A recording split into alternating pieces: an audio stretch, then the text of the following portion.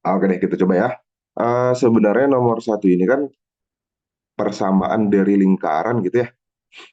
Persamaan dari lingkaran kan. Jadi sebenarnya dari persamaan lingkaran ada beberapa cara yang bisa kita gunakan untuk eh, mempermudah. Jadi kalau misalkan kita berangkat dari konsep dasar deh di sini, gitu ya.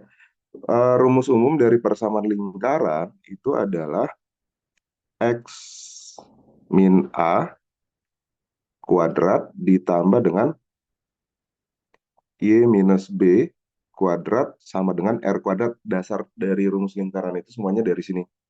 Kemudian diuraikanlah bentuk persamaan kuadrat ini, artinya bisa dikuadratkan satu sama lain dan disederhanakan, sehingga bentuk paling umumnya nanti adalah X kuadrat ditambah Y kuadrat dikurang 2 kali AX dikurang 2 kali BY ditambah dengan A kuadrat plus B kuadrat dikurangi dengan R kuadrat sama dengan 0 gitu ya. Jadi sebenarnya kalau kita diberikan persamaan lingkaran seperti di soal ini, kan kalau kita tulis ulang, kita misalkan deh kita sesuaikan bentuk penulisannya karena ada dua cara nanti untuk menyelesaikan ini. Yang pertama kita sesuaikan deh dengan bentuk penulisan, berarti dari sini X kuadrat, bentar ya,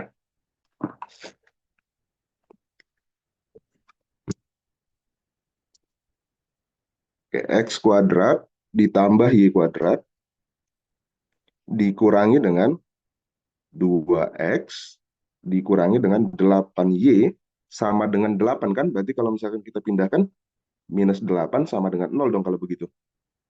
Ya nggak?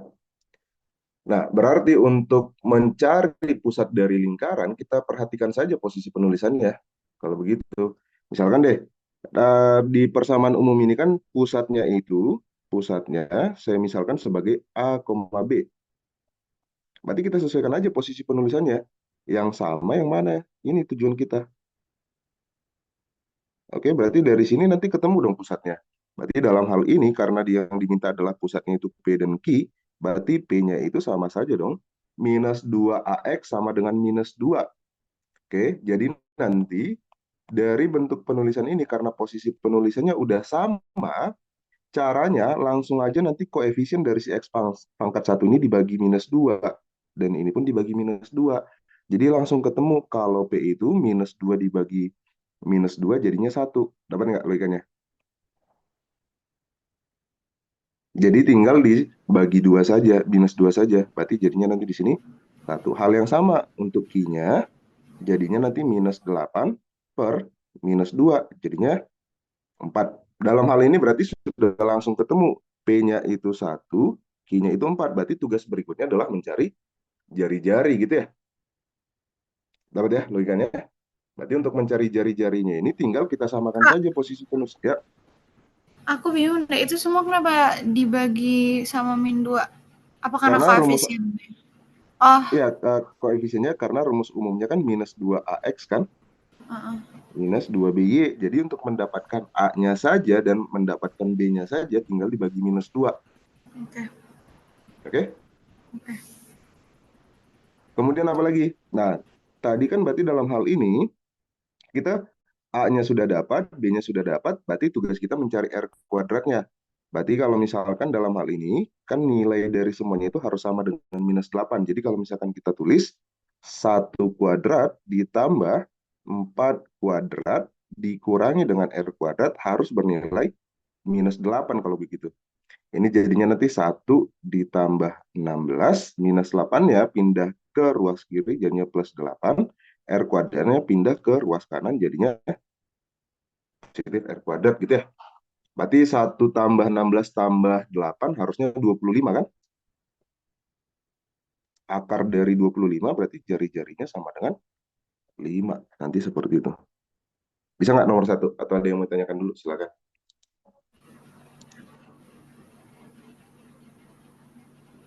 Udah, Kak. Aman? Oke, kalau misalkan bingung langsung ditanyakan aja ya. Oke. Itu untuk soal nomor satu, jadi pusatnya langsung ketemu dari persamaan. Sebenarnya ada cara kedua, tapi cara kedua ini eh, kita menggunakan konsep yang namanya kuadrat sempurna.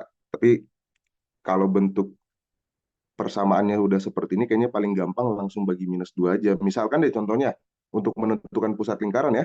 Misalkan ada lingkaran, kita diberikan persamaan lingkaran X kuadrat dikurangi dengan atau ditambah dengan 6X, sorry, ditambah dengan Y kuadrat, ditambah dengan 6X, dikurangi dengan 10Y sama dengan sekian, gitu ya. Berarti kalau diminta pusat dari lingkaran ini, atau gini deh, kenapa kita tahu ini adalah persamaan lingkaran? Ciri-ciri dari persamaan lingkaran itu adalah variabel X dan variabel Y-nya itu masing-masing berpangkat 2, gitu nanti sederhananya. Oke, jadi ketika diminta pusat dari lingkaran ini, langsung saja koefisien dari si X ini bagi -2. Berarti nanti pusatnya, dalam hal ini A, saya misalkan, 6 dibagi -2. Cara mempercepatnya nanti seperti itu. Sehingga nanti B-nya langsung aja -10 bagi -2. Berarti B-nya langsung 5. Dapat ya logikanya? Nanti prosesnya seperti itu. Untuk mempermudah untuk lingkaran. Oke? Itu untuk soal nomor 1. Aman? Kita lanjut. Oke. Kalau tidak ada, kita lanjut ke soal nomor 2. Nah, di soal nomor 2 ini, ketika melihat soal ini pertama kali, coba deh perhatikan persamaan di ruas kiri dan di ruas kanan gitu ya. Dari dua hal ini, kita bisa mempercepat pengerjaan kita. Kenapa? Karena dari penyebutnya, bisa kita perhatikan dari penyebutnya. Di ruas kiri, penyebutnya ini kan X minus 2 dikalikan dengan X kuadrat plus 1.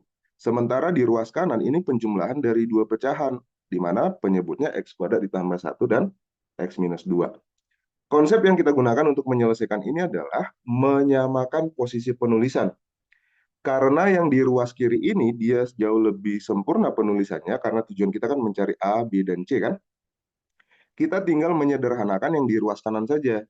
Karena yang di ruas kanan itu ini adalah penjumlahan dari pecahan. Ingat, syarat dari dua pecahan bisa dijumlahkan atau dikurangkan itu kalau penyebutnya sama. Cuman kan ada proses mempercepat perhitungannya kan. Misalkan A per B ditambah dengan C per D. Proses ini bisa kita percepat dengan cara melakukan perkalian. Jadinya nanti A kali D ditambah B kali C per B kali D. Kalau kita perhatikan nanti, kalau kita perhatikan di sini, perkalian antara penyebutnya B kali D di sini kan sudah sama dengan yang di ruas kiri kan? Ya nggak? Karena penyebutnya sudah sama, berarti fokus kita tinggal ke pembilangnya saja. Berarti dalam hal ini nanti ini kita kali silang. Jadinya eh, AX kali X jadinya AX kuadrat dikurangi dengan 2AX. Oke, kemudian nanti ditambah dengan CX dikurangi dengan 2C. Itu untuk perkalian AX plus C kali X minus 2. Kemudian yang berikutnya, perkalian X kuadrat dikalikan dengan B, jadinya nanti BX kuadrat, kemudian ditambah dengan B. Baru kita sederhanakan, yang variabelnya sama bisa kita kumpulkan jadi satu. Contohnya adalah AX kuadrat ditambah dengan BX kuadrat. Berarti kalau kita kumpulin jadi satu, jadinya nanti A plus B, kemudian dikalikan dengan X kuadrat. Kemudian apa lagi? X dengan X. Berarti kalau kita kumpulkan jadi satu, hasilnya nanti adalah C dikurang 2AX, kemudian dikurangi dengan 2C, ditambah dengan B. Ini adalah bentuk paling sederhananya. Nilainya ini harus sama dengan yang di ruas kiri ini. Ya udah, kita samakan saja posisi penulisannya kan. Harusnya di sini menjadi 5X kuadrat ditambah dengan X dikurangi dengan 1. Kita lihatlah yang posisinya sama. Contohnya apa? A ditambah B ternyata sama dengan 5 kan? Kemudian apa lagi? C dikurangi dengan 2A nilainya sama dengan 1 karena koefisien dari X pangkat 1 itu 1. Kemudian apa lagi? Minus 2C ditambah dengan B harus bernilai min 1. Dapat ya logikanya? Artinya nanti kita punya beberapa persamaan di sini. Yang pertama adalah A plus B itu harus bernilai 5. Kemudian nanti C dikurang 2A itu harus bernilai 1. Kemudian nanti minus 2C ditambah dengan B harus bernilai min 1. Dapat nggak logikanya?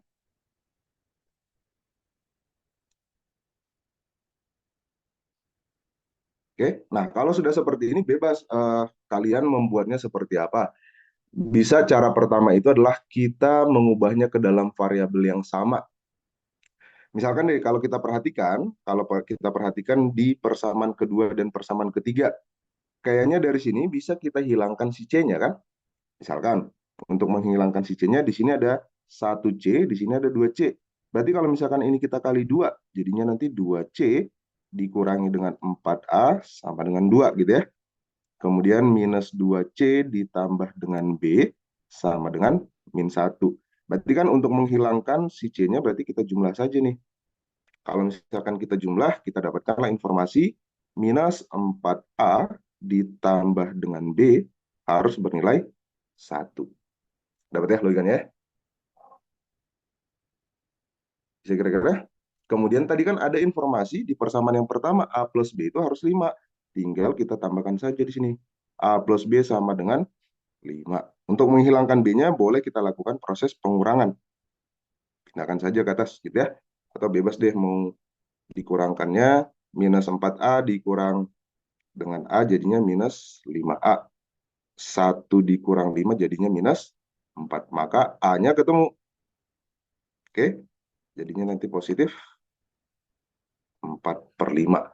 Kalau A-nya sudah ketemu, kalau A-nya sudah ketemu, pasti B-nya ketemu. Kalau B-nya sudah ketemu, pasti C-nya sudah ketemu, gitu ya. Jadi tinggal dijumlahkan saja nantinya. Oke, untuk yang ini, atau ada yang mau ditanyakan? Ini tinggal dilanjutkan saja nanti.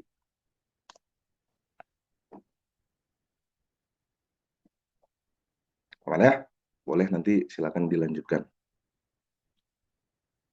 Oke. Eh, untuk soal nomor 3, ini kan kita diberikan syarat kalau misalkan pernyataan satu, kalau X-nya itu lebih kecil dari 2X kuadrat, maka K yang kita gunakan adalah 3/8Y. Kalau X-nya itu lebih besar sama dengan 2X kuadrat, maka K yang kita gunakan 8Y/3. Tujuan dari soal ini adalah berapakah nilai K-nya kalau misalkan X-nya itu minus akar 2/2. Maka kita harus memenuhi syarat X-nya ini dulu. Apakah syarat yang pertama yang terpenuhi atau syarat yang kedua? Caranya, coba kita, kan X-nya sudah ketemu, berarti tujuan kita berikutnya tinggal mencari 2X kuadrat itu berapa gitu kan ya. Berarti tinggal kita cari saja di sini, 2 kali minus akar 2/2 dikuadratkan, berarti harusnya kan dari segi penulisan ini sama saja dengan 2 kali, karena negatif dikuadratkan jadi positif, akar dari 2 kuadrat itu 2, 2/2 itu 4 gitu ya. Berarti harusnya nilainya 1. Nah, pertanyaannya mana yang lebih besar? Minus akar 2/2 atau 1 gitu kan ya? Oh, ternyata yang lebih besar itu 1, maka K yang kita gunakan K yang pertama, itu yang memenuhi syarat. Oke, sehingga karena di sini K yang pertama atau persyaratan pertama yang terpenuhi, maka K itu sama saja dengan 3/8, Y-nya sudah diketahui 3/4, tinggal kita kalikan saja kan? Dapat ya? 9/32 nantinya. Untuk nomor 3 aman kira-kira? Nanti ini menyesuaikan dengan soal yang diberikannya saja.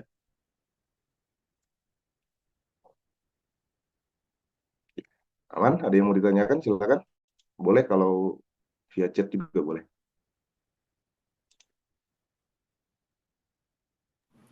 Udah, Kak.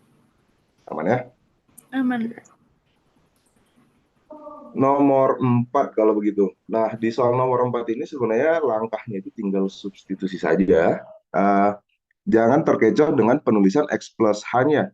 X plus H ini sama saja artinya dengan kalau misalkan diminta F1. Artinya ketika ada fungsi Fx yang diminta F1, kan kita tinggal mengganti X-nya dengan 1 aja semuanya kan? Oke, prosesnya sama dengan hal tersebut. Cuman yang diminta di soal ini, dia masih dalam bentuk variabel X gitu ya. Nah, untuk menyelesaikannya, tinggal kita substitusi. Kita substitusi saja, atau misalkan boleh kita cari dulu seperti ini. Fx plus H itu kalau misalkan kita uraikan jadinya seperti apa gitu ya. Berarti kan dari segi penulisan ini sama saja dengan, muat nggak ya? 5x plus H dikuadratkan ditambah dengan 2 kali X plus H dikurangi dengan 13. Nah, ini bisa kita percepat. 5 atau misalkan kalian masih terbiasa kan kalau misalkan ada proses A plus B dikuadratkan ini sama saja dengan A kuadrat ditambah dengan 2 kali AB ditambah dengan B kuadrat gitu ya.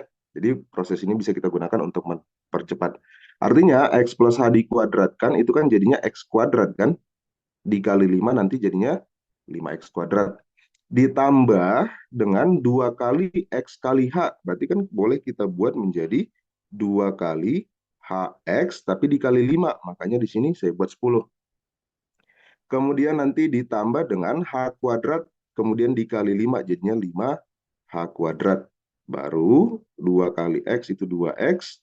Ditambah dengan 2H dikurangi dengan 13. Mau diuraikan dulu atau mau disederhanakan dulu, boleh, terserah untuk hal ini. Misalkan mau disederhanakan, ini nanti sama saja dengan,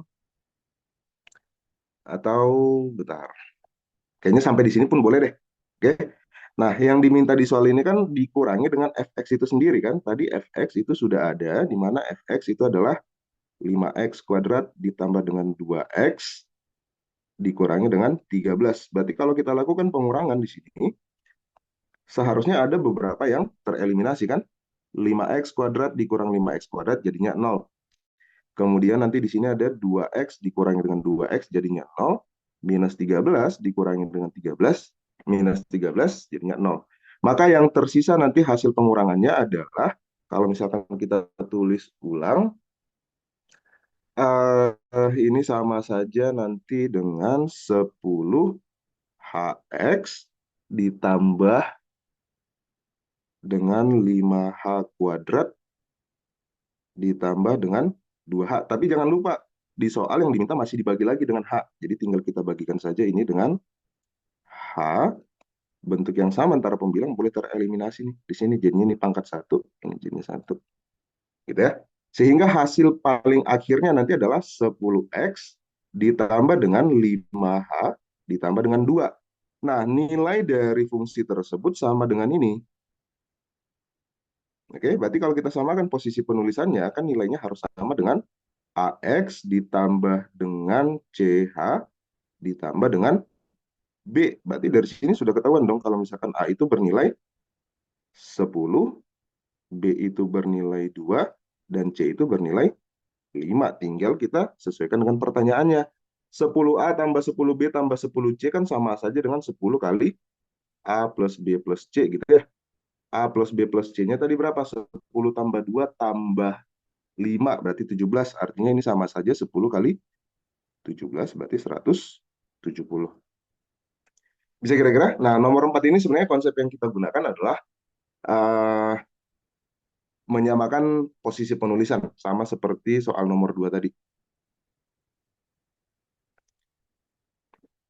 Bisa? Ada yang mau ditanyakan dulu? Silakan. Sejauh ini.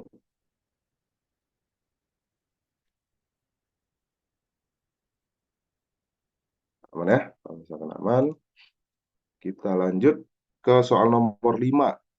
Oke. Di soal nomor 5 ini, kayaknya ya, limit itu selalu muncul di soal-soal IUP. Khususnya tentang grafik-grafik kalau saya lihat dari tahun ke tahun.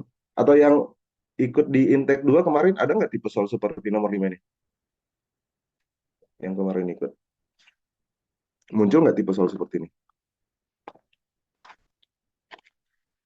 Ini sebenarnya kita membaca grafik saja, tapi untuk bisa memahami grafik ini kita harus tahu dulu yang namanya limit. Limit itu kan nilai pendekatan sebenarnya. Jadi, suatu limit dikatakan memiliki nilai, misalkan ada fungsi fx gitu ya. Limit x menuju a dari sebuah fx dikatakan mempunyai nilai apabila syarat yang pertama dan kedua terpenuhi, di mana syarat pertamanya itu adalah x mendekati a dari sebelah kiri fungsi fx harus sama dengan limit x mendekati a dari sebelah kanan dari sebuah fx. Ini dikatakan dia memiliki nilai. Karena gini, misalkan deh, dari grafik tersebut kita coba uji opsi A misalkan gitu ya. Di opsi A ini kan katanya limit X mendekati 2 atau menuju 2 dari sebuah GX katanya itu 2. Apakah benar? Kita harus menguji pendekatan dari sebelah kiri. Nah, X menuju 2 kalau kita dekati dari sebelah kiri, anggap saja mendekati 2 itu dari sebelah kiri adalah 1,99999. Artinya dia belum sampai ke 2 kan? Harusnya pendekatannya itu dari sini. Nilainya berapa? Ini bulatan kosong kebetulan. Berarti nilainya itu mendekati -2. Dapat ya logikanya ya? Nah, kalau misalkan kita dekati, ini adalah pendekatan limit X menuju 2 dari sebelah kiri. Ternyata nilainya itu adalah -2. Sekarang kita coba uji, kalau misalkan limit X menuju 2 dari sebelah kanan, dari fungsi GX. Kita coba cek, mendekati 2 dari sebelah kanan, pasti kan 2, sekian, sekian, sekian kan, 2,0001. Berarti kalau kita dekati dari sebelah kanan, harusnya nilainya itu adalah yang di atas ini nih. Ini pendekatan kita dari sebelah kanan, arah tanda panah ini. Nilainya berapa? Ternyata pendekatan X sama dengan 2 dari sebelah kanan, nilainya itu mendekati 2. Dari -2 sampai 2 kan sangat jauh kan? Oke? Sehingga limit X menuju 2 dari GX sama dengan 2 ini salah. Limit X menuju 2 itu tidak ada. Tapi perhatikan di sini, yang di bawah ini kan tadi bulatan kosong. Yang di atas ini bulatan penuh. Nah, pada saat kapan kita gunakan bernilai 2? Pada saat permintaan dari soal ini adalah G2. G2 ketika diminta, tentukanlah nilai GX ketika X sama dengan 2. Baru benar jawabannya 2. Oke, jadi ini kita gunakan ketika X-nya itu tepat sama dengan 2. Sementara definisi dari limit adalah mendekati 2, jadi bukan 2 yang sebenarnya. Dapat ya perbedaannya ya? Oke, sehingga pernyataan A itu salah. Maka kalau pernyataan A itu salah, pernyataan kedua limit X menuju 2, GX itu -2. Salah juga. Karena pendekatan dari sebelah kiri dan sebelah kanan berbeda.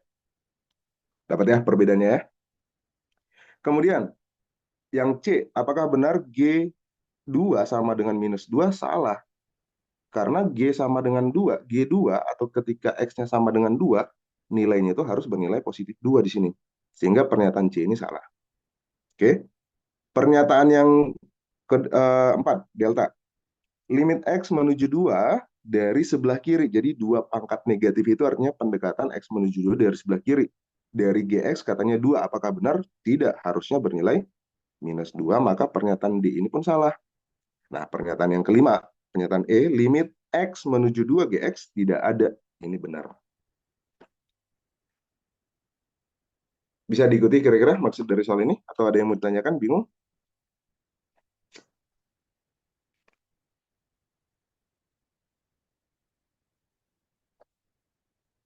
Aman? Atau ada yang mau ditanyakan dulu nggak?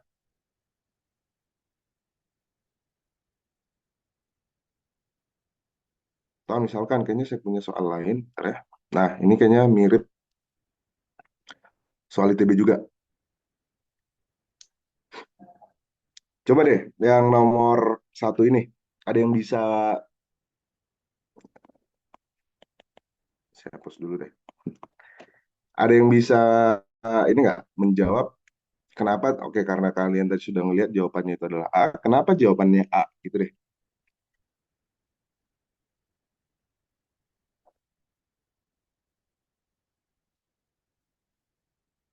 Boleh, via chat juga boleh untuk memberikan penjelasannya.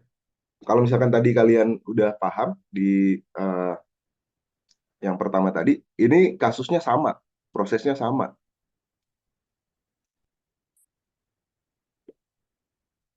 Atau saya coba tanya deh, tentukanlah nilai dari limit, tentukanlah nilai dari limit X menuju -4 dari fx. Kalau misalkan saya tanyakan seperti ini, ada yang bisa jawab nggak? Coba deh di kolom chat, berapa kira-kira jawabannya? Limit X mendekati 4 atau menuju 4. Dari grafik-grafiknya harusnya jelas kelihatan.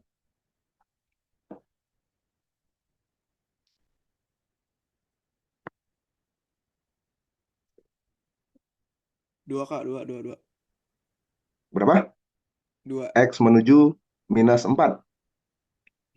dua bukan? Minus. Limit. Yang saya tanyakan limit. Oke, Karena oke. nanti beda kalau misalkan yang saya tanyakan itu adalah F minus 4. Beda artinya. Limit itu tadi nilai pendekatan. Nah, kalau diberikan grafik seperti ini, coba langsung cari X-nya minus 4. Minus 4 kan di sini nih. Coba cek, kalau misalkan kita dekati dari sebelah kiri, X menuju minus 4 dari sebelah kiri, nilainya berapa? Berarti ini kan? Oke. Kita dekati dari sebelah kanan, X menuju minus 4 dari sebelah kanan. Berarti kan arahnya nanti seperti ini dong, kalau begitu. Oh, ternyata ada nih nilainya, makanya di sini bulatan kosong. Arti dari bulatan kosong ini adalah nilainya ini tidak ada di titik tersebut, tapi ada yang mendekati gitu. Oke, mendekati minus 4, nilainya itu adalah mendekati 1, itu artinya limit X menuju minus 4. Tapi kalau misalkan saya minta tadi F minus 4, karena kebetulan di sini bulatan penuh, F minus 4 ketika X-nya tepat minus 4, nilainya 2 gitu nanti cara membacanya.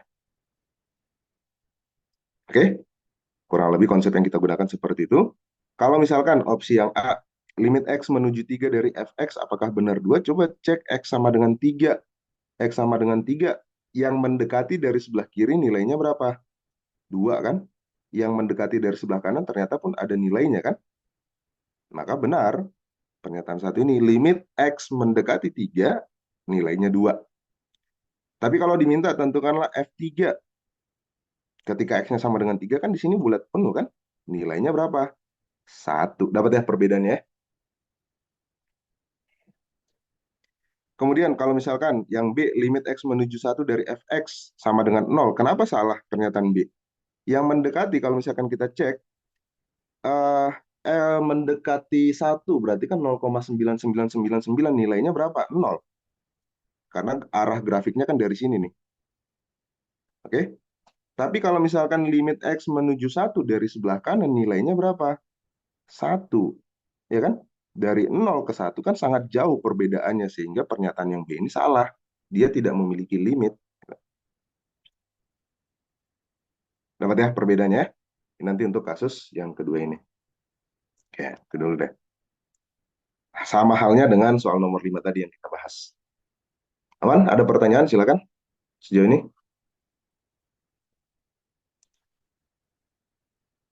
Oke, kita lanjut ke soal berikutnya.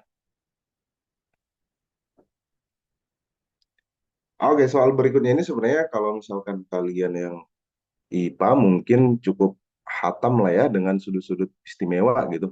Ini cukup sederhananya ini tinggal mengingat sudut-sudut istimewa aja sebenarnya. Sinus 30, 150 derajat gitu ya.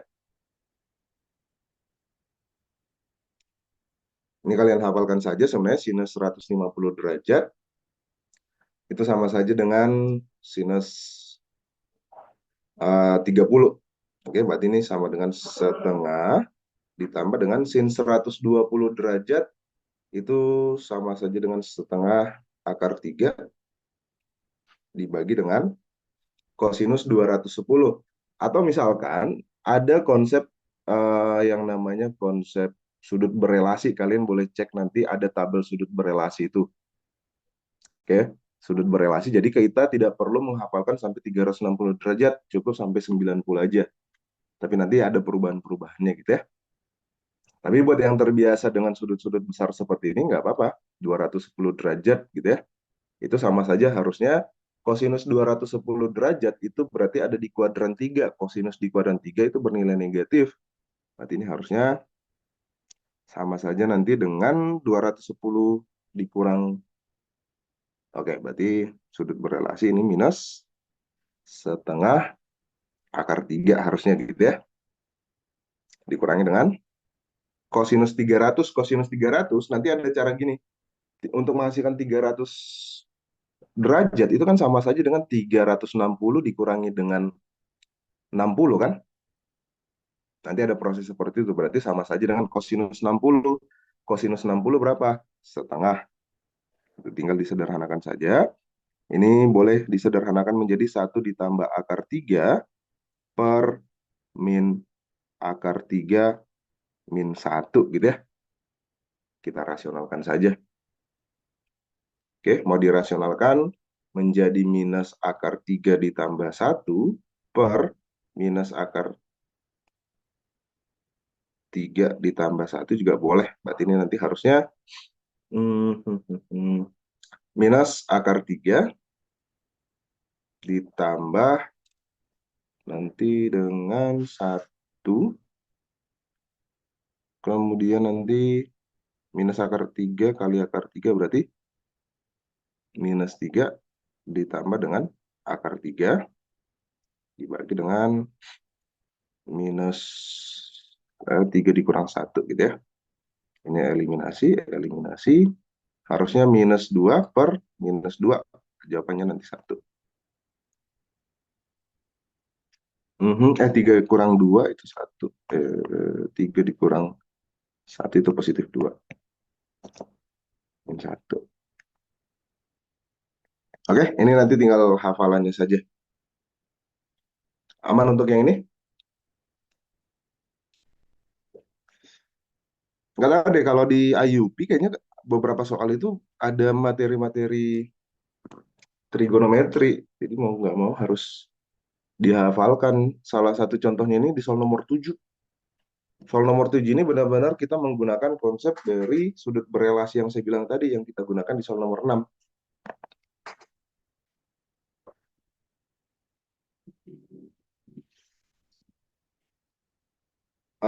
Benar. Soal nomor 7 ini, kalian pernah mendengar istilah identitas trigono? Salah satu identitas trigono itu adalah kalau misalkan kita ketemu bentuk penjumlahan sin dengan cos, tapi kuadrat gitu ya. Sin kuadrat X ditambah cos kuadrat X ini sama saja dengan identitas trigonometri, nilainya 1 gitu nanti. Oke. Kemudian sudut berelasi yang saya bilang tadi adalah contohnya gini deh. Misalkan karena beberapa di sini ada sudut istimewa, salah satu contohnya adalah 30 derajat dan 60 derajat. Kalau misalkan kita satukan sinus 30 derajat itu kan setengah. Oke, setengah kemudian dikuadratkan berarti nilai dari sini nanti seperempat kan. Kemudian nanti sinus 60 itu sama saja nanti dengan setengah akar 3. Setengah akar 3 kalau dikuadratkan jadinya nanti 3/4. Jadi dua hal ini kalau kita jumlahkan, 1/4 tambah 3/4 nilainya 1 kan. Nah sekarang 40 derajat dan 50 derajat itu bukan sudut istimewa. Terus gimana caranya untuk menghubungkannya? Kita menggunakan konsep sudut berelasi tadi. Dalam sudut berelasi nanti ada beberapa rumusan. Salah satu rumusannya itu adalah, misalkan deh yang kita gunakan itu adalah si sudut 50 derajat ini. Identitas yang saya sebutkan tadi, ini berlaku kalau misalkan sudutnya sama ya. Kalau misalkan di sini X, di sini harusnya X. Kalau di sini 70 derajat, maka di sini 70 derajat. Syarat utamanya sudutnya harus sama. Nah, dalam sudut berelasi, kita bisa berangkat dari sinus 50 derajat ini. Jadi bisa kita gunakan sinus 50 derajat, ini bisa kita ubah menjadi kosinus, tapi caranya adalah ini nanti sama saja dengan sinus yang menghasilkan 50 derajat, itu kan sama saja nanti dengan 90 dikurang 40 kan. 90 kurang 40 kan 50. Oke. Nah, nilainya ini nanti sama saja dengan perubahan yang terjadi 90 dikurang alfa, itu menjadi kosinus alfa. Artinya ini sama saja dengan kosinus 40. Dapat ya? Sehingga di soal kita ini sudah bisa kita ubah. Harusnya di sini sama saja nanti dengan ditambah, karena semuanya sudah berubah ke dalam sudut 40 derajat, berarti ini tetap dong, sin kuadrat 40 ditambah, sinusnya ini sudah bisa kita ubah menjadi kosinus kuadrat 40. Nah, syarat utamanya kan sudah terpenuhi kan?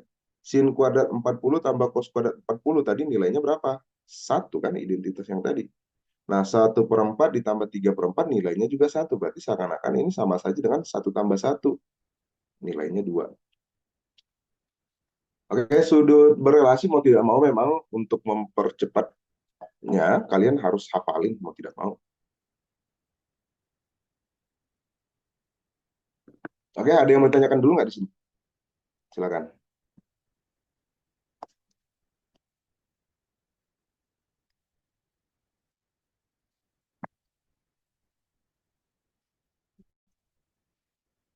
Aman? Aman? Kalau ada yang mau tanyakan, silakan. Sebelum kita lanjut ke soal nomor 8, ini berkaitan dengan integral.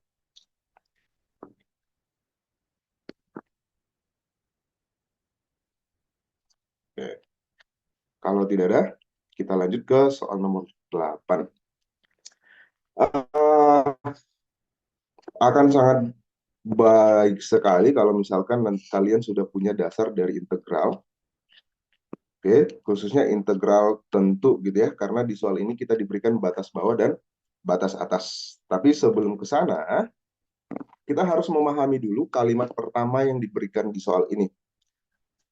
Di kalimat pertama yang diberikan adalah ternyata bentar. Ternyata f min x nilainya itu sama saja dengan fx. Oke, maka ini sama saja artinya dengan fungsi genap, gitu ya. Fungsi genap. Nah, pengaruh dari fungsi genap ini terhadap integral adalah gini.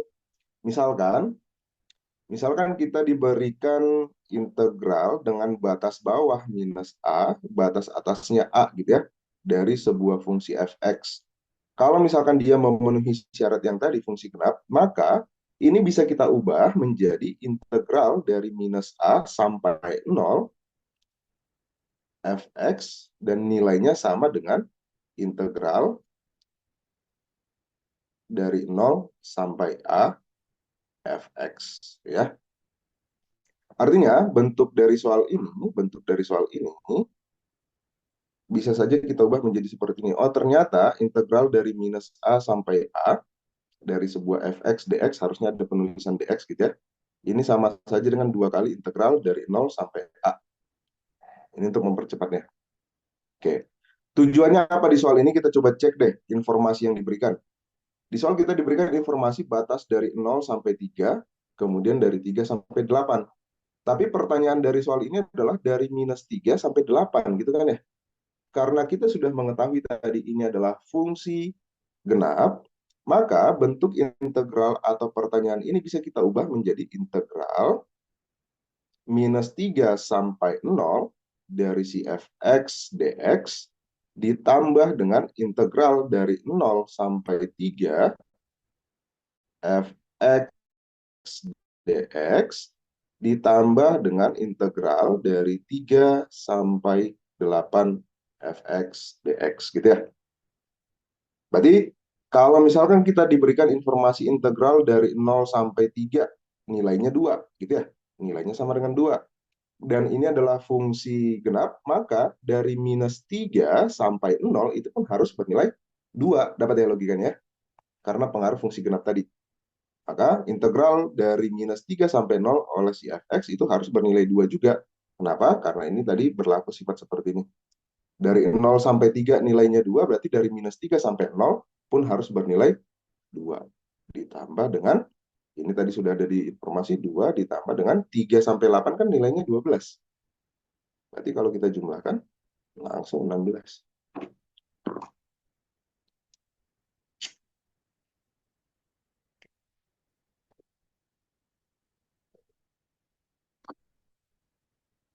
Bisa ada yang mau ditanyakan di sini, silakan. Masalah integral.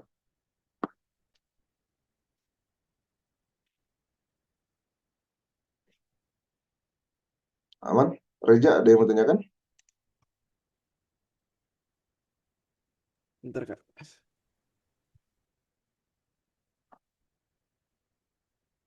Oke, Nazla, silakan. Kenji, Felis. Aman, Kak. Lanjut. Oke, lanjut ya. Oke. Nomor 9. Ini adalah persamaan dari matriks gitu ya. Ada beberapa cara sebenarnya untuk menyelesaikan ini. Boleh pakai menggunakan determinan, boleh menggunakan konsep inverse, boleh menggunakan kita mengubah matriks ini menjadi persamaan biasa gitu ya. Bebas-bebas saja nanti caranya. Cuman mungkin kita sudah terbiasa menggunakan persamaan yang memanjang gitu ya. Jadi kita ubah saja persamaan ini menjadi persamaan biasa. Perkalian matriks gitu ya. Perkalian matriks itu kan baris kali kolom. Coba kalikan saja baris pertama dengan kolom pertama, itu nanti prosesnya. Jadi ini sama saja nanti dengan 2x dikurangi dengan 3y harus bernilai 3. Jadi kita ubah ke persamaan biasa saja. Kemudian baris kedua kolom pertama, berarti nanti di sini 3x ditambah 2y harus bernilai 4. Sekarang kita coba cek pernyataan yang pertama. Apakah benar persamaan matriks tersebut itu berpotongan di titik 1,1 gitu ya? Oke. Untuk mengujinya ya, untuk menentukan titik potong suatu persamaan garis gitu ya, untuk menentukan perpotongan persamaan garis, boleh kita gunakan eliminasi substitusi. Oke. Misalkan untuk mendapatkan eliminasi substitusinya, misalkan kita ingin menghilangkan y-nya, berarti persamaan pertama ini biar ada hubungannya berarti kita kalikan dengan berapa nih? Kali 2 bisa kali ya. Jadi kali 3. Berarti harusnya ini menjadi 4x dikurangi dengan 6y sama dengan 6. Kemudian ini menjadi 9x ditambah dengan 6y sama dengan 12. Berarti kalau misalkan kita jumlahkan gitu ya, kita jumlahkan jadinya nanti 13x sama dengan 18. Apakah benar x-nya ini sama dengan 1 kan? Kayaknya tidak deh, 18/13 kan? Harusnya 1,1 sehingga persamaan pernyataan pertama ini salah. Dapat ya? Bisa diikuti ya? Oke. Sekarang pernyataan yang kedua. Jadi pernyataan satu salah, pernyataan yang kedua kita cek. Apakah benar kedua garis tersebut itu melalui starting point itu berarti titik asal 0,0. Oke. Untuk menguji apakah kedua garis tersebut melalui 0,0, coba substitusi. Apakah benar ketika x-nya 0, y-nya 0? Kayaknya tidak kan? Ketika x-nya 0, apakah y-nya 0? Tidak. Apakah ketika y-nya 0, x-nya 0? Kayaknya enggak juga kan? Maka pernyataan kedua ini pun salah. Oke. Kemudian pernyataan ketiga, apakah kedua garis tersebut sejajar gitu kan ya? Masih ingat hubungan dua garis yang sejajar? Gradiennya sama gitu kan ya? Oke. Di persamaan yang pertama, kita tadi punya informasi 2x minus 3y sama dengan 3. Kalau misalkan saya minta berapa sih gradien dari 2x minus 3y sama dengan 3? Ada yang bisa langsung nggak? Lo dong berapa nih gradiennya? 2/3 bukan, Kak? 2/3. 3. Betul. Maka gradiennya ini harusnya 2/3 kan? Yang lain bisa, kenapa 2/3? Aman? Dasarnya nanti adalah gini. Persamaan umum garis kan Y sama dengan MX plus C gitu ya. Dimana koefisien dari si X ini adalah gradien.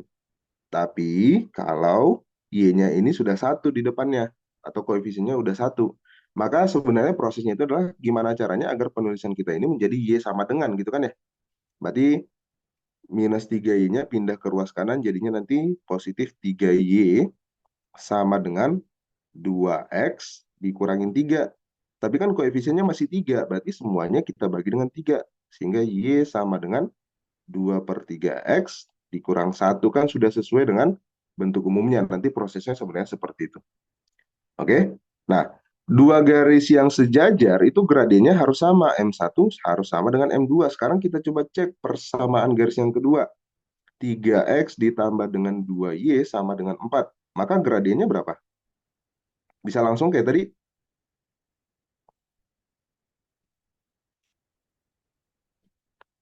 Ada yang bisa langsung di sini? Harusnya Min 3/2. minus 3/2. Apakah gradiennya sama? Tidak kan? Maka pernyataan ketiga ini salah. Pernyataan keempat, apakah kedua garis tersebut katanya tegak lurus? Ingat, syarat dua garis yang tegak lurus, perkalian antara gradiennya harus bernilai -1. Benar nggak M1 kali M2 bernilai -1? 2/3 dikalikan dengan -3/2, gitu ya. Ternyata benar kan? Maka pernyataan keempat ini benar. Bisa diikuti untuk yang ini?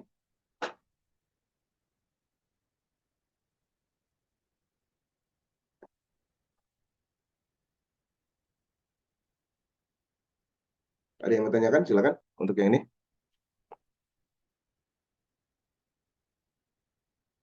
Silakan aja kalau misalkan masih bingung, nggak apa-apa, biar saya jelasin lagi.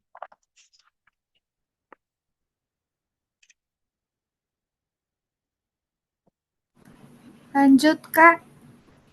Lanjut ya. Iya. Oke. Bentar.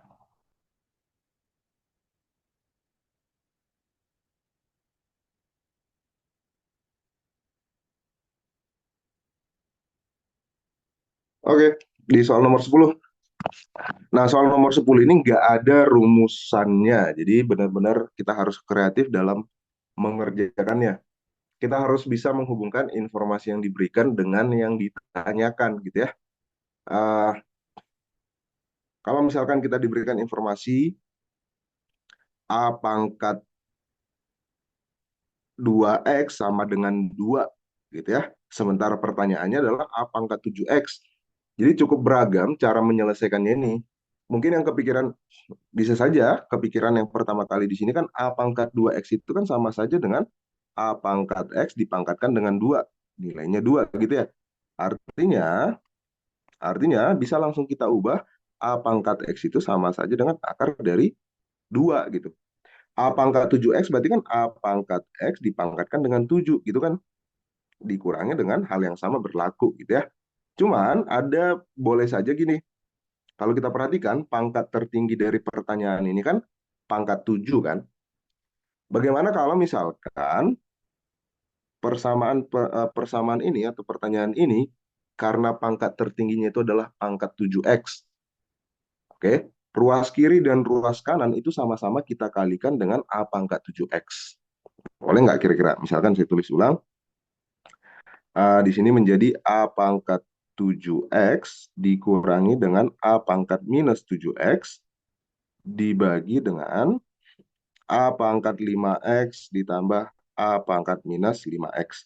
Kalau misalkan ini sama-sama kita kalikan dengan A pangkat 7X per A pangkat 7X.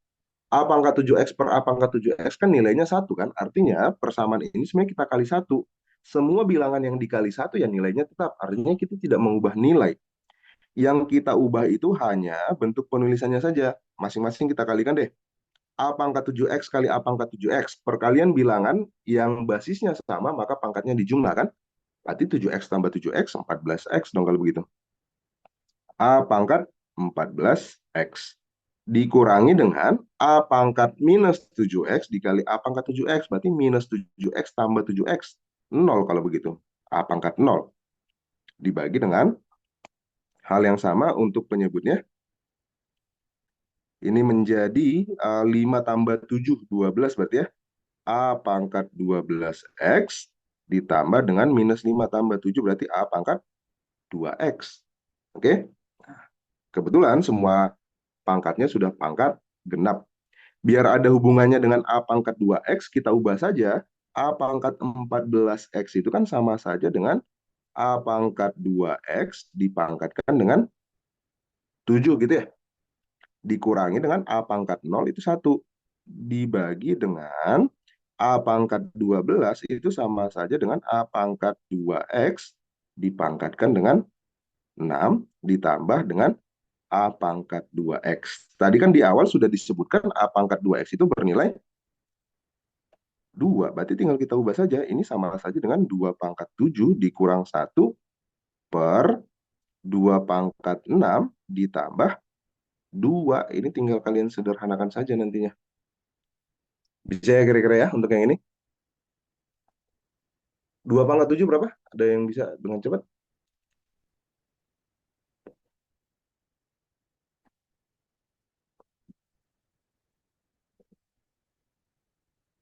128 ya? 128 kan? 128 dikurang 1 harusnya 127. 2 pangkat 6, 64 ya. 64 tambah 2. Harusnya jawabannya ini adalah 1, tadi berapa saya bilang? 127. 64 tambah 2, 66. Harusnya jawaban akhirnya ini adalah 127 per 66. Ini harusnya 66 ini. Oke, nomor 10 ada yang mau tanyakan dulu, silakan.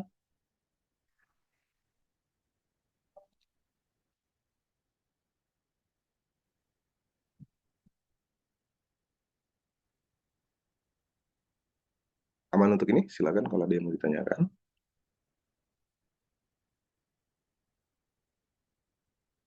Mana ya? Oke, kira-kira dari soal nomor 1 sampai soal nomor 10. Bisa kita lanjut ke soal berikutnya? Akan nanti boleh. Harusnya ini saya rekam, nanti boleh deh saya upload dan bisa ulang lagi. Kita coba lanjut ke soal nomor 11 dulu. Oke.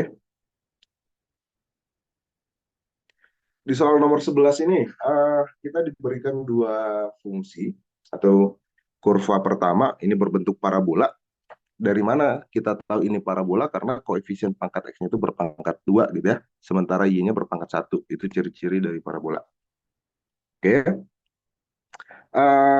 Pertanyaan di soal ini adalah kalau misalkan Y sama dengan MX kuadrat dikurang 2MX ditambah M, itu sepenuhnya berada di atas grafik Y sama dengan 2X kuadrat minus 3. Terjadi ketika konstantannya itu berapa kurang lebih, maksud dari pertanyaan itu seperti ini kan. Oke. Berada di atas, Y berada di atas itu artinya nilainya lebih besar. Misalkan deh, saya buatkan dalam koordinat kartesius seperti ini. Misalkan ada fungsi pertama, anggap saja fx di sini. Kemudian ada fungsi kedua, ini misalkan gx. Syarat agar fx itu berada di atas gx, berarti kan fx harus lebih besar dibandingkan gx itu ya. Dasarnya nanti dari sini. Dengan konsep dasar ini, maka bisa kita buat ternyata agar sesuai dengan informasi yang ada di soal, syarat yang harus kita penuhi itu adalah mx kuadrat dikurang 2mx ditambah m harus lebih besar dibandingkan 2x kuadrat dikurang 3. Dapat ya logikanya ya?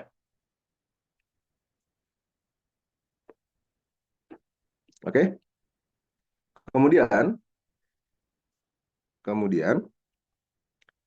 kalau misalkan kita uraikan atau kita sederhanakan deh, pindahkan semuanya ke ruas kiri, jadinya nanti bentuk paling sederhana dari persamaan ini adalah M dikurang 2 yang berpangkat 2, berarti X kuadrat gitu kan, dikurangi dengan 2MX ditambah dengan M, ditambah dengan 3 harus lebih besar dari 0.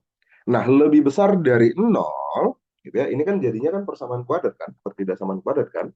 Dalam persamaan kuadrat ataupun pertidaksamaan kuadrat, agar hasilnya positif, syaratnya itu, misalkan deh saya buat bentuk umum dari persamaan kuadrat, AX kuadrat ditambah dengan BX ditambah dengan C, agar dia lebih besar dari 0, syarat utamanya itu adalah A harus lebih besar dari 0. Dapat ya? Logikanya? Oke. Kemudian apalagi yang harus kita penuhi syaratnya di sini? Oke. Dua garis, atau misalkan deh, biar syarat kedua yang harus kita penuhi nanti kalau misalkan ketemu kasus seperti ini, nilai dari diskriminannya pun harus lebih kecil dari 0. Ini nanti syarat yang harus kita penuhi gitu ya. Nah, dari Pertidaksamaan yang kita punya ini kan kita sudah tahu. Misalkan dengan bentuk umumnya tadi, berarti ini bisa kita anggap sebagai A, ini bisa kita anggap sebagai B, dan ini bisa kita anggap sebagai C. Syarat pertama yang harus kita penuhi, A itu harus lebih besar dari 0. Tadi A itu apa? M dikurang 2. Maka syarat yang harus kita penuhi, M dikurang 2 harus lebih besar dari 0. Sehingga kita dapatkanlah M itu harus lebih besar dari 2. Oke? Harusnya syaratnya nanti seperti ini. Kemudian apalagi tadi nilai dari diskriminannya. Masih ingat rumus diskriminan? Nilai dari diskriminannya. Diskriminan rumusannya kan B kuadrat minus 4AC. Berarti kalau misalkan kita uraikan, B kuadrat minus 2M dikuadratkan berarti harusnya 4M kuadrat gitu ya. Dikurangi dengan 4 kali M minus 2 kali M plus 3. Ini mau tidak mau memang harus diuraikan gitu ya. Jadinya nanti 4M kuadrat. Ini berapa nih? Minus 4 dikali M berarti minus 4M kuadrat. Kemudian minus 4 dikali M dikali 3 berarti minus 12M. Kemudian minus 4 kali minus 2 jadinya 8. 8 kali M berarti plus 8M. 8 kali 3 plus 24 harus lebih kecil dari 0. Dapat ya logikanya ya? Oke, berarti ada yang bisa kita eliminasi di sini. Minus 4M kuadrat, 4M kuadrat dikurang 4M kuadrat. Minus 12 ditambah 8. Berapa itu? Minus 4 ya. Minus 4M ditambah 24 berarti harusnya ini lebih kecil dari 0. Maka harusnya di sini sama-sama dibagi negatif, berarti M itu harus lebih besar dari 6. Oke? Nah, kita harus memenuhi dua syarat tersebut, tapi kayaknya di opsi nggak ada jawabannya deh. Oke, kita harus memenuhi kedua syarat tersebut. Kita coba buat ke garis bilangan. Tadi syarat pertama, dia itu harus lebih besar dari 2. Lebih besar dari 2 kan berarti ke kanan. Kemudian lebih besar dari 6, berarti ke kanan juga kan. Harusnya syaratnya ini nanti, atau jawabannya ini. Harusnya jawabannya itu M itu harus lebih besar dari 6. Cuman kayaknya di opsi nggak ada. Oke, untuk yang ini. Ini dua syarat yang harus kita penuhi sebenarnya.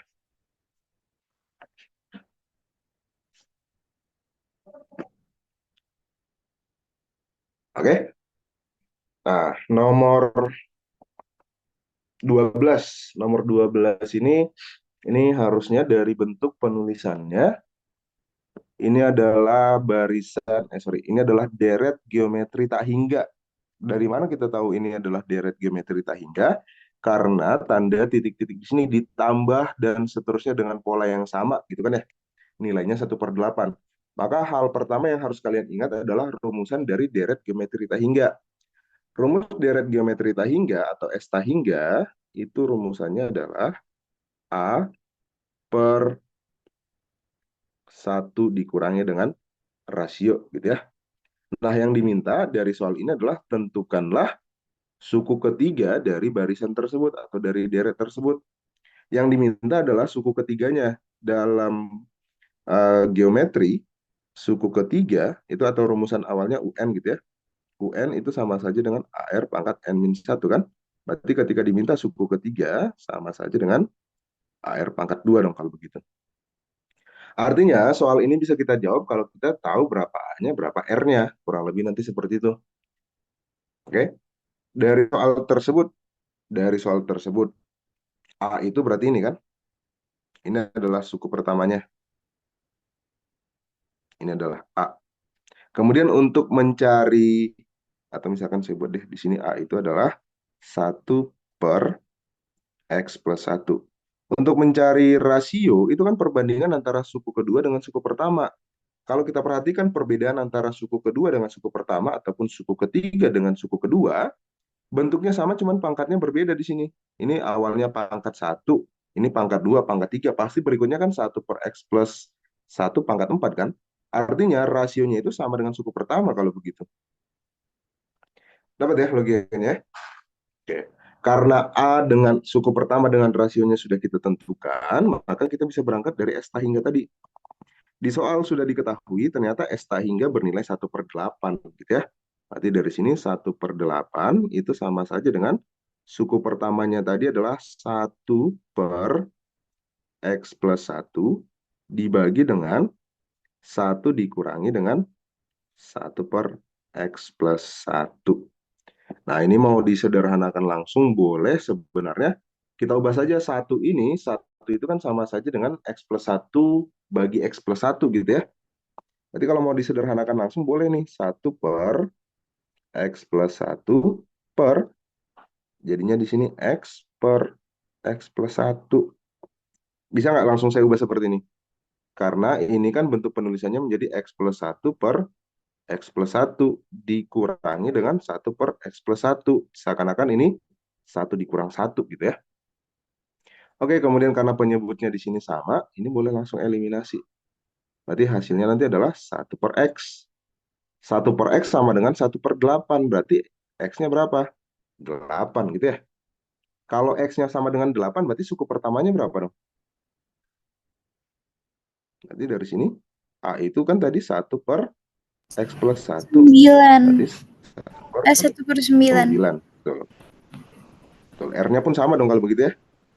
Oke, tinggal substitusi 1/9 kali 1/9 kuadrat. Berarti kan sama saja dengan 1/9 pangkat 3. 1/9 pangkat 3, saya rasa kalian oke lah di sana.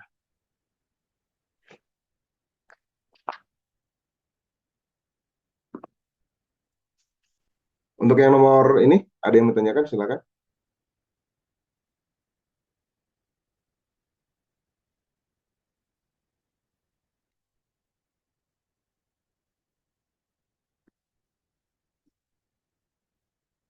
Tapi kayaknya 9/3 berapa sih? 27972 berapa sih itu? 729 ya? Ya, di opsinya pun tidak ada.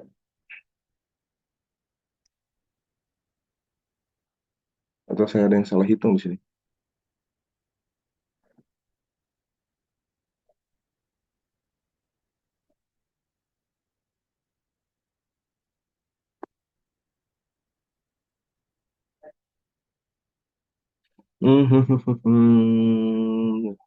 Kayaknya nggak ada yang salah deh. 1/8.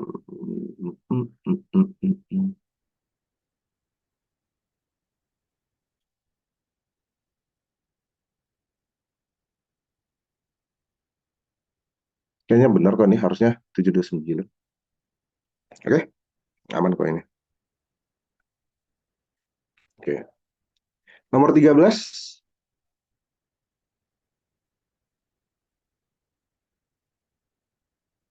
Ada yang bertanyakan nomor 13, bisa nggak ini?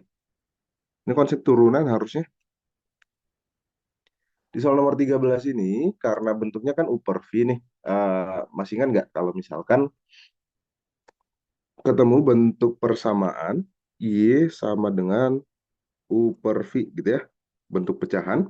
Maka ketika diminta turunannya, kenapa ini bisa kita tahu turun? Karena di sini ada F aksen gitu ya.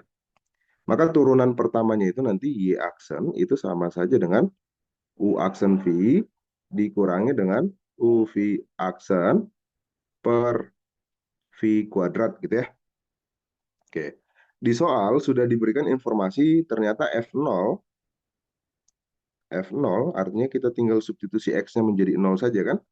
Maka ini sama saja dengan minus B per A nilainya 1 dari sini. Oke, kemudian ada informasi F aksen 1 sama dengan B gitu ya. Oke, tapi sebenarnya karena permintaan dari soal ini adalah A plus B, karena permintaan dari soal ini adalah A plus B, dari sini bisa kita ambil kesimpulan, ternyata A itu adalah minus B kan? Maksudnya kalau A itu 10, maka B itu berapa? Min 10, itu dong arti dari soal ini. Jadi ketika diminta A plus B berapa? Nol berarti. Dapat nggak logikanya? Dapat ya? Karena dari F0 kita dapatkan informasi minus B itu sama dengan A. Artinya ketika diminta penjumlahannya itu ya pasti nol karena A dan B cuman beda tanda saja. Tapi kalau misalkan soal ini kita ganti deh, yang diminta adalah tentukanlah nilai dari A itu berapa, B itu berapa. Jadi konsepnya atau eh, pertanyaannya kita ubah karena kalau pertanyaan seperti ini cukup gampang gitu kan. Kalau misalkan kita ubah pertanyaannya berapakah nilai A dan berapakah nilai B yang sebenarnya, maka mau tidak mau kita harus memanfaatkan informasi turunan ini. Oke, turunan pertamanya ketika X-nya bernilai 1, nilainya adalah B. Oke, sekarang kita coba cari turunan pertamanya tadi sebenarnya seperti apa gitu kan. F aksen X. Oke, sesuai dengan rumusan yang tadi. U aksen. Masih ingat konsep turunan? Turunan dari AX minus B itu adalah A kan? Dikalikan dengan V-nya tadi apa? A. Berarti A kali A dong dalam hal ini. Dikurangi dengan U itu tetap AX minus B dikalikan dengan V aksen. Ini kan tidak ada variabel X-nya atau variabel X-nya berpangkat 0. Artinya ketika turunan dari suatu konstanta itu pasti 0. Ini tinggal kita kali 0 saja. Dibagi dengan V kuadrat. V-nya itu tadi A, berarti A kuadrat. Nilainya sama dengan B. Oke, A kuadrat dibagi dengan A kuadrat, berarti dalam hal ini kan sudah pasti 0 dikali berapapun kan sudah pasti 0 kan? Jadi ini sudah jelas nilainya 0 nanti. Yang tersisa adalah A kuadrat dibagi A kuadrat 1. Ternyata dari sini kita dapatkan B itu bernilai 1. Kalau B-nya bernilai 1, berarti A-nya berapa? Min 1. Ini kalau misalkan soalnya kita ubah, yang diminta itu adalah nilai A dan B yang sebenarnya. Bisa kira-kira untuk yang ini? Ada yang mau ditanyakan? Boleh, silakan.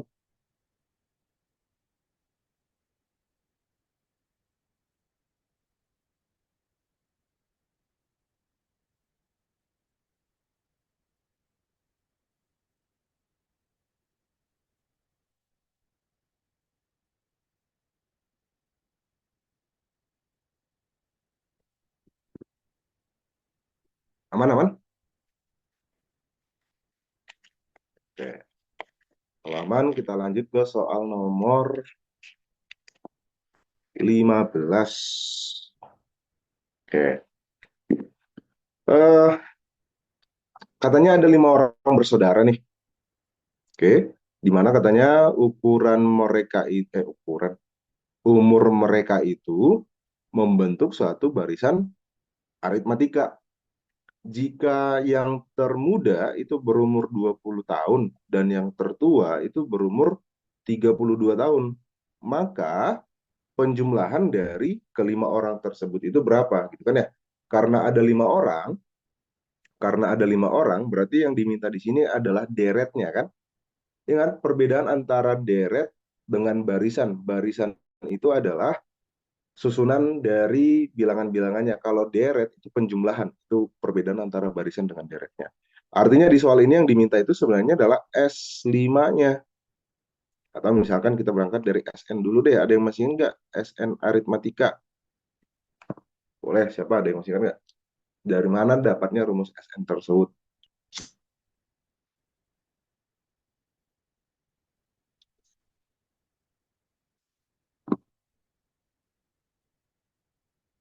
SN sama dengan N per 2, rumus awalnya itu adalah suku pertama ditambah dengan suku terakhir. Dasarnya nanti dari sini semuanya. Oke, nanti prosesnya dari sini. Kenapa bisa seperti itu? Mungkin kita bahas sedikit deh. Misalkan deh, kalau misalkan ada 1 tambah 2 tambah 3 ini berapa nih? Tambah 4 gitu ya. Oke, sama nggak ini artinya dengan 4 tambah 1 4 tambah 1. 4 tambah 3 tambah 2 tambah 1 gitu kan ya. Dan prosesnya ini kan boleh nggak kita buat seperti ini? 1 tambah 4, 2 tambah 3, 3 tambah 2, 4 tambah 1 gitu kan ya. Artinya nanti ada sebanyak 1, 2, 3, 4 kali. Misalkan di sini adalah S4. Di sini S4. Ini kan sama saja dengan 4 kali penjumlahan 1 tambah 4 gitu kan ya. Karena 1 tambah 4 itu 5, 2 tambah 3 juga 5, 3 tambah 2 itu 5, 4 tambah 1 5 gitu kan. Artinya ini sama saja dengan 4 kali 5 pada dasarnya. Karena yang kita ini berarti kan kalau kita jumlahkan 2 kali S4, nanti dasarnya dari sini gitu ya. Sementara yang kita butuhkan itu adalah S4, maka S4 semuanya kita bagi 2. 4 per 2, 1 tambah 4, nanti dasarnya dari sini.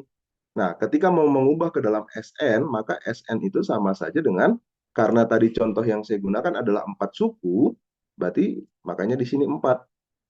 Oke, berarti kalau ada N suku, berarti di sini N, dan ini selalu dibagi 2. Nah, 1 itu tadi apa? 1 itu kan suku pertama, berarti 1 dong di sini. Sorry, U1 dong di sini. 4 itu tadi apa? Suku terakhir, berarti ditambah dengan suku ke N-nya. Nanti dasarnya dari sini gitu ya. Oke. Jadi kita harus memahami dulu dari mana sih datangnya rumusan SN ini. Sederhananya nanti seperti ini konsepnya. Nah, kalau begitu, makanya dalam barisan, baik itu aritmatika dan geometri, suku pertama itu kan kadang disebut sebagai A. N per 2, A ditambah UN, itu kan A ditambah N min 1 kali beda, gitu kan ya. Kita sederhanakan menjadi N per 2, 2A ditambah N min 1 kali beda. Ini adalah rumus dari deret aritmatika. Tapi kalau misalkan diketahui suku pertama dan suku terakhir, gunakan saja cara paling pertama ini. Sehingga pertanyaan di soal kita kan yang diminta adalah jumlah dari umur kelima orang tersebut kan. Diketahui di sini katanya yang termuda 20, yang tertua 32. Berarti kan suku pertama dan suku terakhir dong. Jadi kita nggak perlu mencari bedanya masing-masing itu berapa. Walaupun bisa gitu ya. Sehingga yang diminta S5 sama saja dengan 5 per 2, suku pertamanya tadi 20, suku terakhirnya itu 32. Jauh lebih cepat nanti seperti ini. Oke, 20 tambah 32 berapa sih itu? 52 ya? 52 dibagi 2. 26. 5 kali 26. 26 kali 26 bagi 2. 13 kali 10, 130. Bisa untuk yang ini? Tadi yang mau tanyakan dulu? Silakan.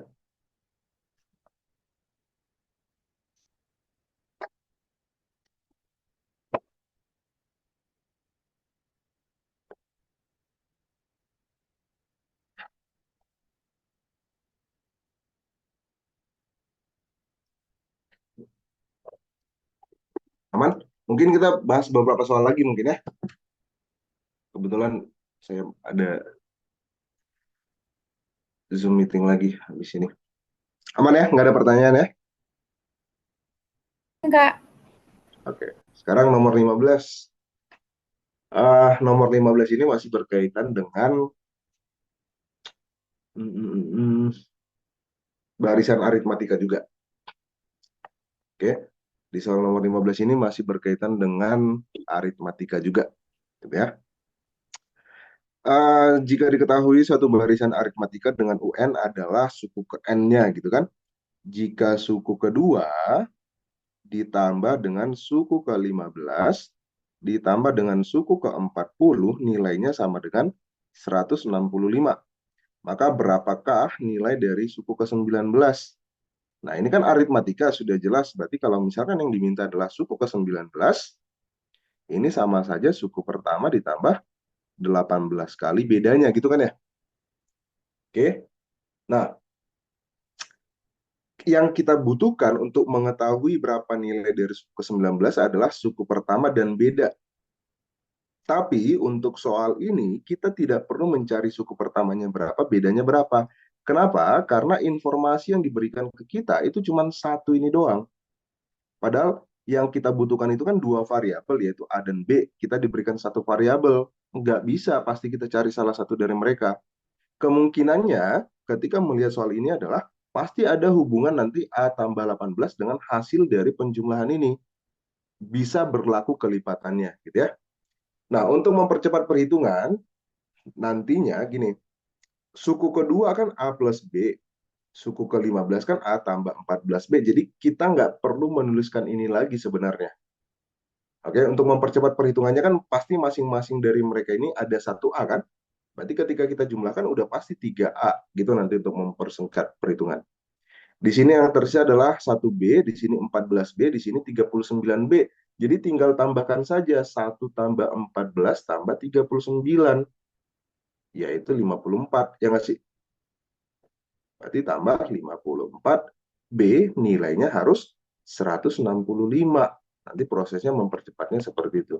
Nah, sekarang coba kita hubungkan apa hubungan antara A ditambah 18B dengan 3A ditambah 54B. Karena yang kita butuhkan adalah 1A, coba deh ini kita bagi dengan 3. Berarti A, ternyata 54 dibagi 3, 18 kan? Berarti ini 165 bagi 3, berapa? Boleh? Ada yang cepat? Saya agak stuck mikirnya ini.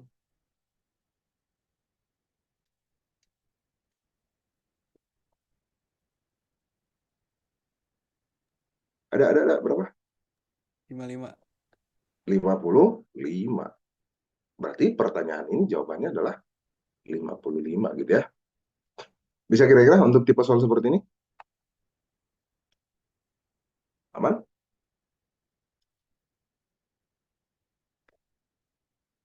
Aman nggak? Aman, Kak. Oke, kalau begitu.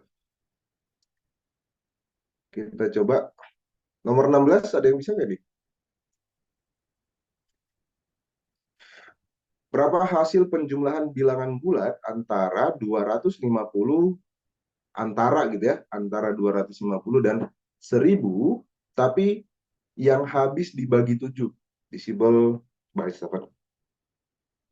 Berarti kan kita harus tahu dulu. Jadi gini, konsep yang kita gunakan ketika ketemu tipe soal seperti ini adalah aritmatika juga. Kenapa? Karena bilangan-bilangan yang habis dibagi 7 pasti kelipatan 7. 7, 14, 21 gitu ya. Dan pasti itu selalu bertambah-tambah 7 gitu kan. Sudah pasti nanti kasus kita di sini karena syaratnya harus habis dibagi dengan 7 gitu ya. Udah pasti beda dari setiap bilangan-bilangan itu 7. Oke. Karena yang diminta di soal ini adalah hasil penjumlahan semua bilangan yang mungkin tersebut, berarti SN-nya kan. SN tadi rumusannya apa? N per 2 suku pertama ditambah dengan suku terakhir. Berarti tujuan kita adalah kita harus mengetahui berapa suku pertama, suku terakhir.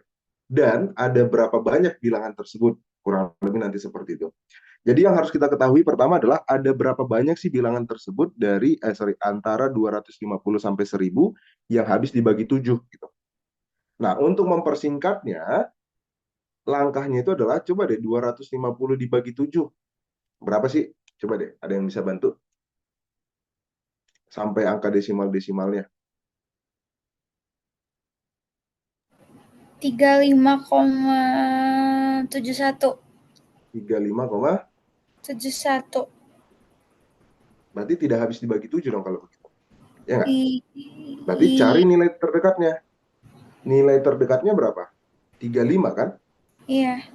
Tapi 35 kali 7 nyampe nggak ke 250? Bentar. Enggak. Sampai ke Enggak, berarti 245. betul. Berarti 35 tidak memenuhi kan? Iya, 36 berarti. 36 karena gini, nilai terdekat dari yang memenuhi syarat kan 35. Pasti nilai berikutnya itu adalah tinggal tambah 7 aja.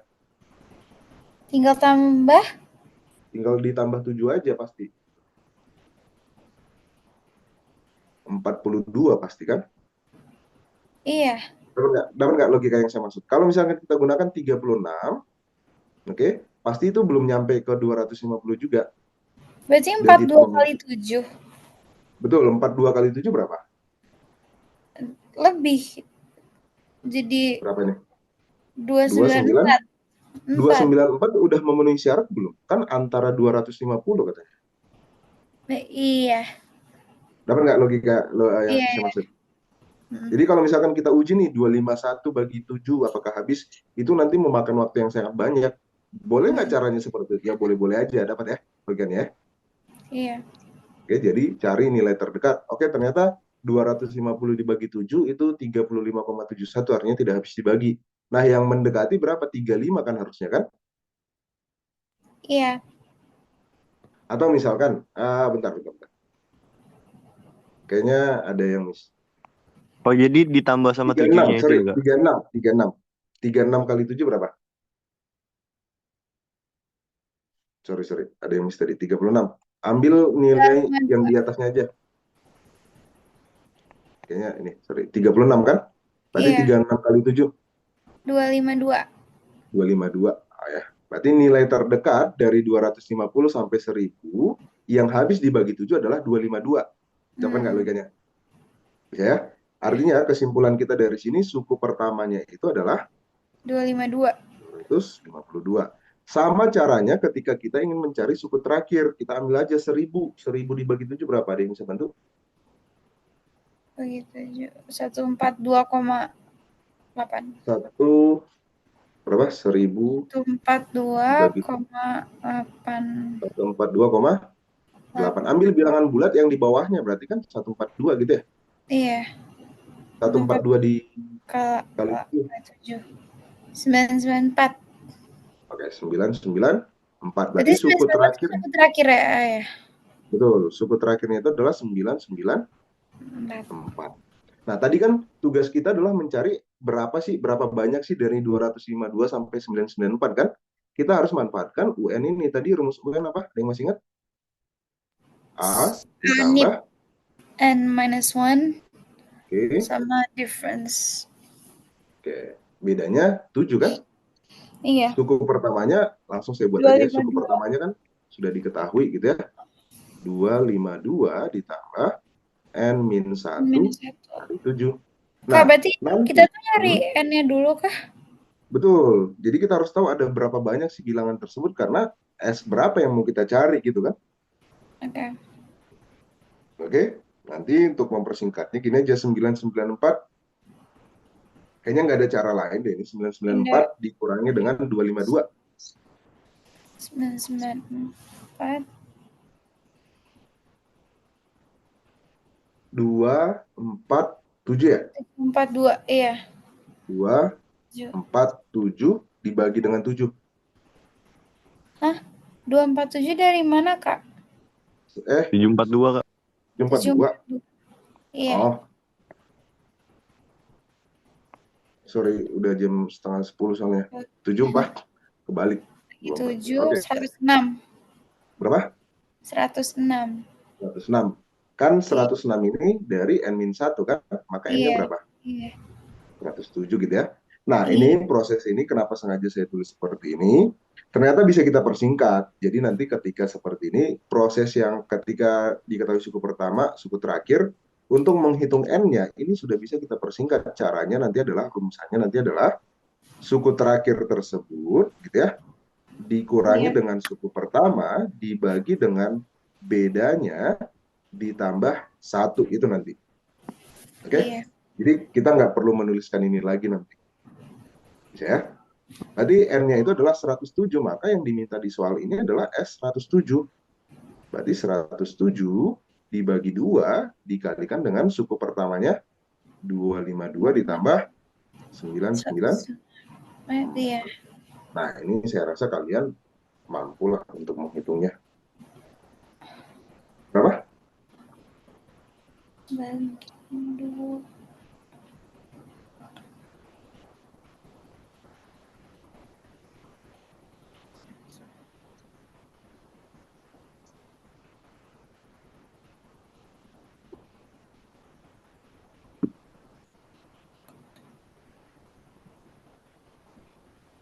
C 66,61. C 66.000. Iya. Bukan, Pak. 66.000. 66.661. Benar ya? Iya. Oke deh. Ada pertanyaan? Silakan kalau ada yang mau tanyakan sejauh ini. Cukup ya. Oke. Kita coba ujiannya hari Kamis kan ya? Iya. Besok hari apa ya? Besok ada ujian? Besok nggak ada. Yang gambar Besok aja, ada. Kak. Profesor. Oh, yang FSRD ada menggambar ya? Jam berapa? Kayaknya sama deh, 1 sampai 5. 1 sampai 5 ya. Bentar. Besok hari Rabu. Oke deh, mungkin yang nggak ngambil FSRD, boleh deh. Besok kan ada jadwal tambahan IUP juga nggak sih? Di Inten Ya, atau online, Kak? iya, di Intennya. Kayaknya belum ada deh, Kak, jadwalnya. Yang dikirim KTG, Ada kok Kak, ada. ada kan? Ada kan ya? Jam setengah 12 kan? Iya. Oke deh, besok kalau maksudnya mungkin soal terakhir nomor 17, besok sisanya kita lanjutkan gitu ya. Di Inten ya, Kak, berarti jam setengah 12. Betul. Oke. Oke. Oke, Kak. Nomor 17 ini sebenarnya ada rumusannya kalau misalkan limit X menuju tak hingga dalam bentuk akar. Jadi bentuk umum dari soal ini gini. Limit X menuju tak hingga dari akar AX kuadrat ditambah dengan BX ditambah dengan C dikurangi dengan akar BX kuadrat ditambah dengan QX ditambah dengan R gitu ya. Kalau misalkan kita ketemu bentuk soal seperti ini, yang perlu kita perhatikan itu adalah B dan Q-nya. Yang pertama ada 3 kesimpulan nanti di sini. Yang pertama adalah kalau misalkan B itu lebih besar dibandingkan Q, maka hasil limitnya sudah pasti positif tak hingga. Yang kedua, kalau misalkan B itu sama dengan Q, maka rumusannya nanti adalah B minus Q per 2 akar A. Dan yang ketiga, kalau misalkan B lebih kecil dari Q, nilai dari limitnya nanti adalah minus tak hingga. Oke? Nah, sekarang ternyata di soal nomor 17 ini belum sesuai dengan bentuk umumnya gitu kan. Berarti yang perlu kita pikirkan gimana caranya agar soal ini penulisannya sama seperti bentuk umum. Di soal kita kan yang diberikan akar itu kan masih di ruas kanan aja. Ya kan ya? Nah, berarti yang perlu kita pikirkan adalah gimana caranya mengubah yang di sebelah kiri ini menjadi bentuk akar juga. Kalau misalkan saya kasih tanda akar, kemudian dikuadratkan, sama nggak nilainya? Sama kan? Hanya bentuk penulisannya Sama. saja kan? Berarti, Kakak sama. kenapa? Nilainya Kok sama kan? sama? Kenapa? Karena kan akar dengan kuadrat di sini kan sama saja pada dasarnya. Oh, iya, iya, iya. Ya Iya. kan? Makanya syaratnya tapi harus dua-duanya kita kasih tanda akar, kemudian kita kasih kuadratnya gitu. Oke, maka bentuk penulisan kita sudah berubah menjadi limit X menuju tak hingga dari akar 3X minus 2 dikuadratkan. Bisa dengan cepat menggunakan A minus B dikuadratkan. Minus 3X dikuadratkan jadinya 9X kuadrat. Dikurang 2 kali 3X kali 2. 2 kali 3 kali 2 berarti 6x. 12, X gitu ya. 12. 12 kan? Ditambah dengan 2 kuadrat 4. Dikurangi dengan, bentar, apa saya ada yang salah ya? Oh, sorry. Ini ada yang miss. Takutnya. Yang kita perhatikan, sorry, saya salah tadi. Yang perlu kita perhatikan itu ternyata adalah A dengan P-nya. Kalau A lebih besar dari P, A sama dengan P, dan A lebih kecil dari P gitu ya. Nah, penulisan di soal kita kan ini sama saja dengan akar dari 9X kuadrat dikurang 2X ditambah dengan 5. Kan sudah sesuai dengan penulisan bentuk umum kan? Sekarang coba perhatikan A dengan P-nya. Ternyata di sini A itu 9, P-nya 9. Berarti A sama dengan P dong kalau begitu. Iya, Kak. Oke? Berarti, Berarti yang dilihat A sama P ya, Kak, bukan yang B betul. sama Q. Iya, tadi saya salah. Harusnya koefisien dari X kuadratnya. Oke? Maka syarat yang kita gunakan kan syarat kedua ini berarti. B minus Q, berarti nilai limitnya harusnya sama saja dengan, hati-hati untuk tanda ya.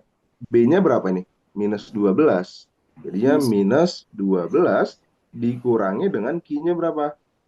Minus 2. Jadi tetap ikut nilainya dibagi dengan 2 akar A atau P. Bebas saja pakai yang manapun. Berarti 2 akar 9. Harusnya ini berapa? Minus 12 minus 2 berarti minus 10 ya?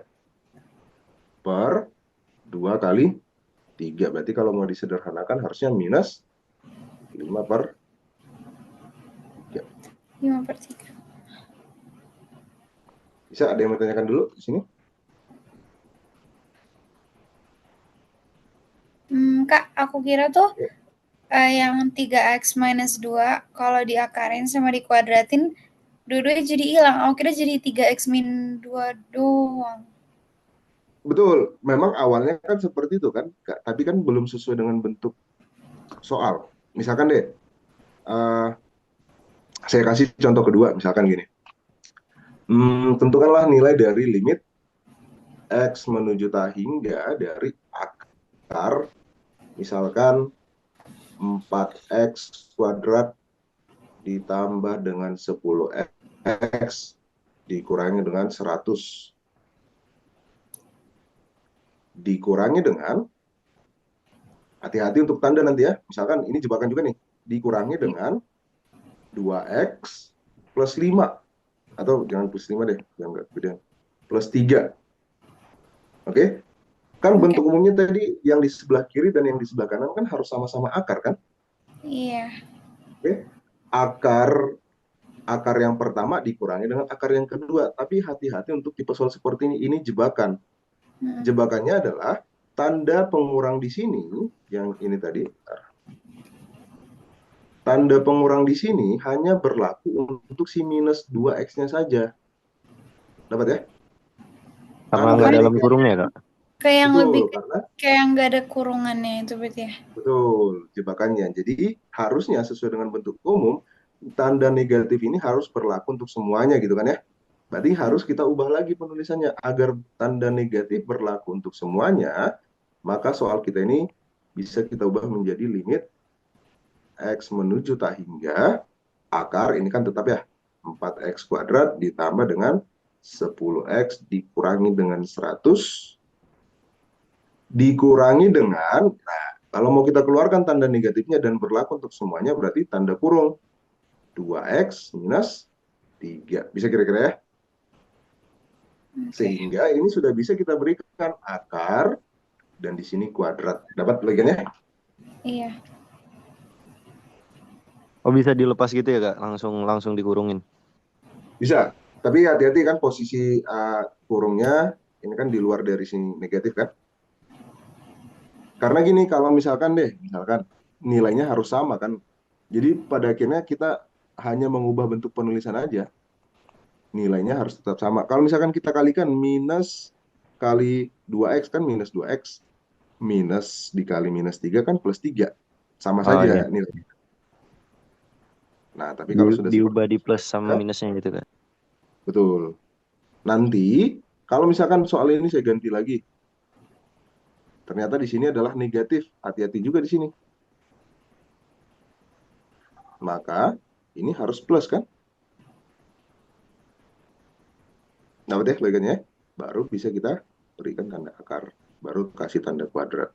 Nah, kalau sudah seperti ini kan berarti limit x menuju hingga dari akar 4x kuadrat ditambah 10x dikurang 100. Ini tinggal kita uraikan lagi aja. Akar dari 2x plus 3 dikuadratkan 2x kuadrat dikuadratkan berarti harusnya 4x kuadrat. 2 kali 2 kali 3. 2 kali 4, Kak. 12. 12 ya, plus 12x ditambah dengan 9. Coba perhatikan A dengan P-nya. Ternyata sama-sama 4 kan? Iya. Baru, berarti karena sama, ambil B dengan Q. B dikurang Q. 10 dikurang 12 per, ini selalu ya, 2 akar 4. Harusnya min setengah gitu ya. Hah? Kok min setengah, Kak? Kan 10 dikurangin 12. Minus 12, minus 2 kan? Dibagi Iya. dengan 2 kali 2. Oh, oke. Oke, untuk yang ini? Mengerti, Oke, Kak? Nah, oke, mungkin sisanya nanti boleh deh kita bahas besok. Oke, Kak.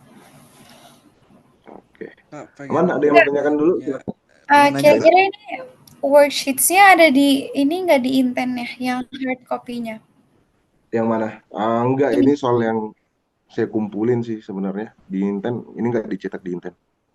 Oke. Oh, Tapi nanti yang mana kan udah saya kirim ke grup kan?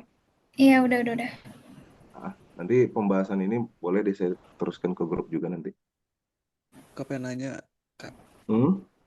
Ya, Nomor silakan. 17 Oke. tadi, Kak. Yuk.